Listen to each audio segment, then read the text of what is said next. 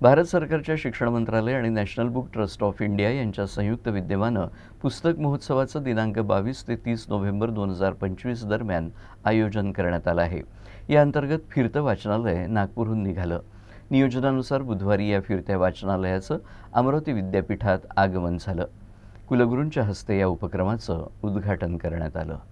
हे फिरते वाचनालय 8 आणि 9 ऑक्टोबर असे 2 दिवस अमरावती शहरातील विविध महाविद्यालयांना भेट देणार आहे। तरी सर्व विद्यार्थी आणि शिक्षकांनी या फिरत्या वाचनालय प्रदर्शनीला भेट द्यावी आणि पुस्तकांची माहिती जाणून घ्यावी असं आवाहन विद्यापीठाच्या वतीनं करण्यात आलं आहे।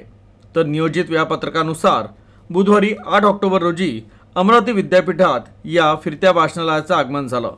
यावेळी कुलगुरू डॉक्टर मिलिंद बाराहाते यांच्या हस्ते उद्घाटन करण्यात आलं। यावेळी प्रकुलगुरू डॉक्टर महेंद्र ढोरे, कुलसचिव डॉक्टर अविनाश असणारे, विद्यार्थी विकास विभागाचे संचालक डॉक्टर राजीव बोरकर, राष्ट्रीय सेवा योजना विभागाचे संचालक डॉक्टर निलेश कडू यांच्यासह विद्यापीठातील अधिकारी उपस्थित होते।